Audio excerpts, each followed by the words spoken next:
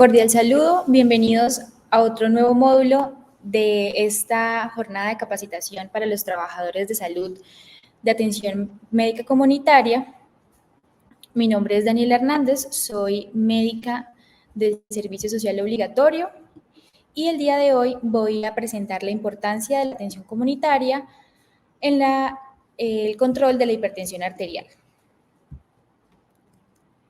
Como introducción, algunos datos que seguramente ya hemos escuchado a lo largo de todas las capacitaciones y en el día a día de la atención médica, pero que no está de más recordar para que creemos un poquito más de concientización y le demos sentido pues, a lo que estamos haciendo.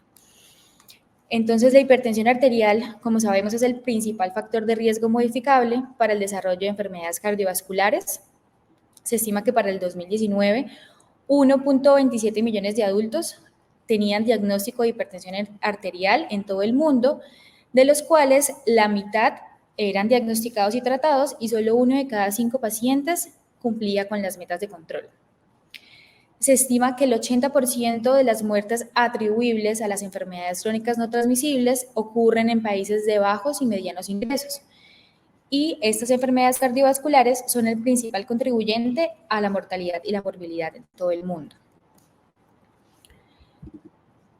Como lo mencioné anteriormente, un estudio estudió, ay no, ya le digo mal. Tranquila, o sea, retoma desde el anterior.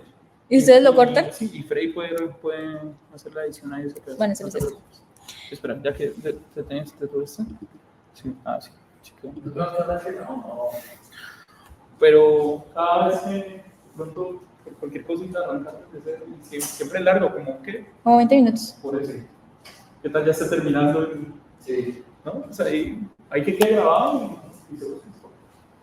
Ay, gracias.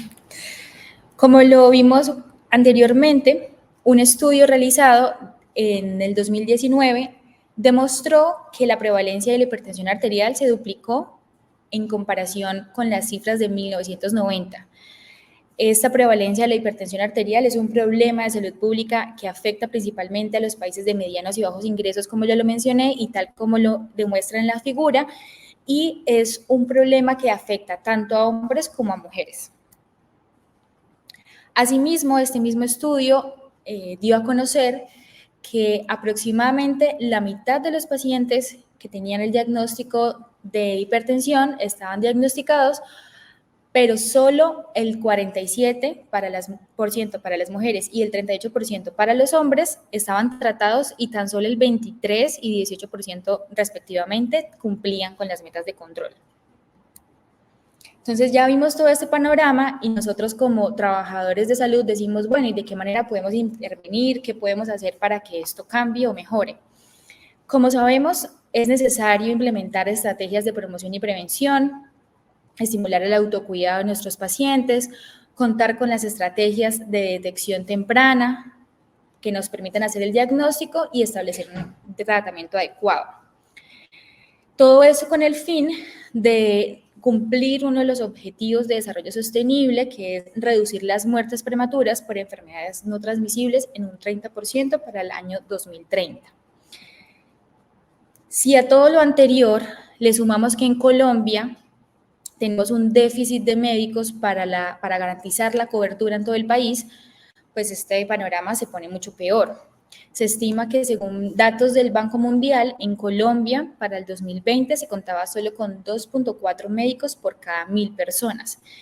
Y si estas cifras las evaluamos en la cantidad o en la disponibilidad de especialistas, es aún más desalentador, pues según cifras también evidencian que solo contamos con 1.5 especialistas por cada 1.000 personas en Colombia. Entonces, esto nos deja claro que no tenemos el personal necesario para garantizar la atención a todos nuestros pacientes. Y esta hace parte de una de las barreras relacionadas con el sistema de salud que impiden que las estrategias de atención, de promoción y prevención, como lo es el programa de riesgo cardiovascular que está establecido aquí en el país, pues no se cumplan y no sean eficientes y por ende no se cumpla con las metas de control como ya lo vimos anteriormente. Entre otras de las barreras relacionadas encontramos el acceso al transporte. Como sabemos, en nuestro país Muchas personas viven en el área rural y algunas de ellas deben caminar 2 o 3 horas para poder llegar a un puesto de salud en donde ocasionalmente los horarios de apertura son inapropiados. También hay dificultades para hacer citas médicas a causa del poco personal que se cuenta. Hay una falta en el cubrimiento, en la seguridad en salud de los pacientes, lo que genera que ellos deban asumir los costos de la atención y de los medicamentos para su tratamiento. Todo esto pues evitando o interponiéndose entre la adherencia farmacológica y la adherencia al medicamento y el cumplimiento de las metas. Sin embargo, hay otras barreras que interfieren en el manejo de la hipertensión arterial y que se ven incluso en los pacientes que pueden llegar a tener acceso a los servicios de salud sin mayor complicación, sin mayor problema. Estas barreras están relacionadas directamente con los pacientes, pues como sabemos, muchos de ellos, y como se ha demostrado en la literatura, no tienen un conocimiento claro sobre su enfermedad, no tienen las estrategias para la prevención y para la reducción de sus factores de riesgo muy claras, tienen miedo de los fármacos o de los efectos secundarios que ellos puedan tener y muchos de ellos se niegan a tomar su medicamento y se adhieren en lugar de ello a métodos tradicionales como el uso de terapia herbal, entre otros. Y a esto también se le suma la mala relación que ocasionalmente se presenta entre los médicos y los pacientes. Entonces, todas estas barreras o todas estas limitaciones podrían ser atendidas si tenemos en cuenta o si empezamos a implementar una atención basada en grupos colaborativos. Entonces, acá surgen 2 términos que es importante tener en cuenta. Uno de ellos es el task shifting o cambio de tareas, en el cual se busca realizar un movimiento racional de los deberes de atención primaria de los médicos a los trabajadores de salud que no son médicos, para de esta manera ampliar la cobertura y permitir que los médicos puedan hacerse cargo de atender a pacientes más complejos y los otros trabajadores de salud no médicos puedan atender a pacientes con menor gravedad o realizar el control. Asimismo, otro término muy conocido es el task sharing, que es la redistribución de tareas, en donde se busca que el equipo interdisciplinar de profesionales trabajen juntos para brindar un servicio acompañado de capacitación o certificación y apoyo por parte de los trabajadores de salud no médicos. ¿Cuáles son las ventajas de realizar esta atención basada en equipos colaborativos? Bueno, pues va a ser más eficiente, va a ser más rentable porque al distribuir las tareas vamos a tener más disponibilidad de médicos, que los médicos en el horario que solían atender ciertos pacientes puedan atender más, aumentamos la cobertura. Esto permite que el paciente también aumente su adherencia, ya que lo que se busca es que los pacientes puedan tener una relación más cercana con los trabajadores de salud no médicos y todo esto a la final va a llevar como consecuencia a un aumento en la calidad de la atención. Quise traer algunos ejemplos a lo largo de la historia del task sharing o el task shifting o la atención en grupos colaborativos. Un ejemplo de esto fue lo que se evidenció en Francia en el siglo XIX, en donde el personal no médico certificado para cumplir con labores médicas se empezó a ejercer dada la crisis y a la escasez de personal generada tras la Revolución Francesa. Asimismo, en el siglo XX, 3.900 médicos descalzos se capacitaron para prestar una atención primaria en las áreas rurales. Estos médicos descalzos, entre comillas, eran estudiantes recién egresados del bachillerato que recibían una formación de 6 meses para realizar la atención primaria en sus comunidades rurales.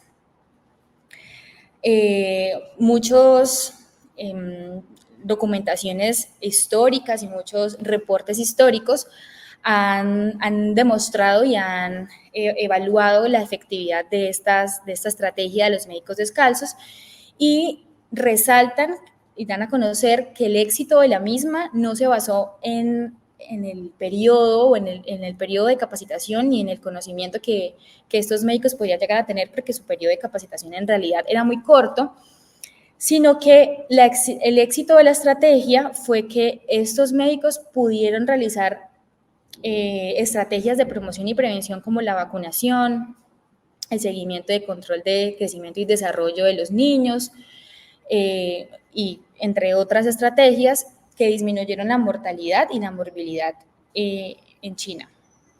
Asimismo, otro ejemplo, en el 2004, donde la OMS estableció pautas de manejo integrado en enfermedades en adultos y adolescentes, recomendando que las enfermeras y asistentes clínicos estuvieran capacitados para la atención del VIH.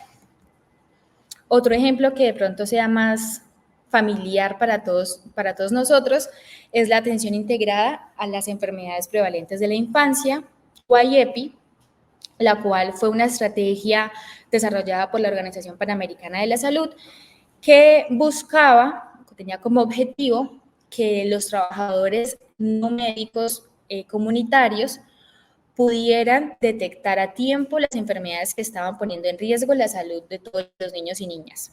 Esto pues ha sido una estrategia que hasta el día de hoy ha sido importante, y asimismo quise traerles este ejemplo, el cual es un estudio que se realizó, fue un ensayo controlado aleatorio realizado paralelamente en 30 comunidades urbanas y rurales en Colombia y en Malasia. Se incluyeron 1.371 pacientes y el objetivo de este estudio fue realizar la atención en trabajos colaborativos con el fin de reducir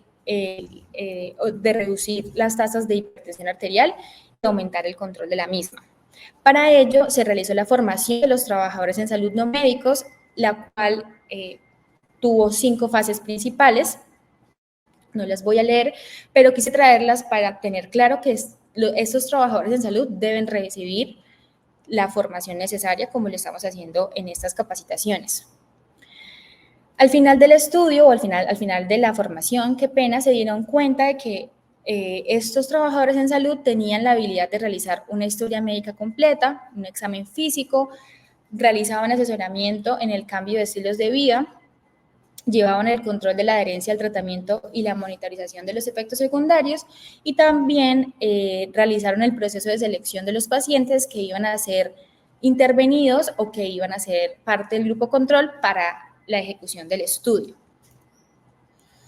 Entonces, el estudio HOP4 involucró una intervención multifacética en donde se buscaba realizar la detección temprana, iniciar el tratamiento adecuado y controlar los factores de riesgo de enfermedades cardiovasculares. Los principales resultados del HOP4 que se vieron tras 12 meses de intervención fue, en primer lugar, un aumento significativo de la adherencia farmacológica del 61% versus el 40% en el grupo de intervención y control respectivamente.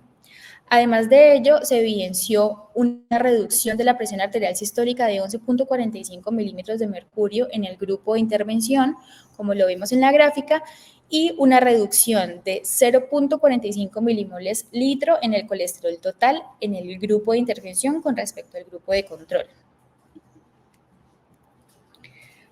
Asimismo, otros resultados que fueron muy alentadores y esperanzadores fue que se encontró que los trabajadores de salud no médicos contaron con las capacidades de identificar pacientes de alto riesgo cardiovascular y dar recomendaciones apropiadas. De igual manera, se identificó que estos trabajadores comunitarios tenían la capacidad de tomar decisiones que iban en la mayoría, en un 99%, de acuerdo con lo que las indicaciones que daba el médico tratante. Entonces, vemos que la atención en grupos colaborativos debe hacer parte del programa de atención médica. Esto va a permitir que ampliemos la cobertura, que los pacientes se sientan mejor atendidos, que aumentemos el tiempo en la consulta médica y de enfermería. El trabajo multidisciplinar no debe ser un sustituto de las inversiones en los sistemas de atención en salud en general. La idea es que una de las ventajas de la atención comunitaria, la atención en equipo, es que hacemos mejor administración de los recursos, pero la idea no es disminuir los recursos que le vamos a invertir a la salud, sino, como lo dije, hacer una mejor administración. Esto no debe reemplazar la intervención médica si el paciente lo requiere en el momento y, como lo mencionamos en el inicio, es indispensable que cada trabajador comunitario no médico realice una capacitación y una evaluación de las habilidades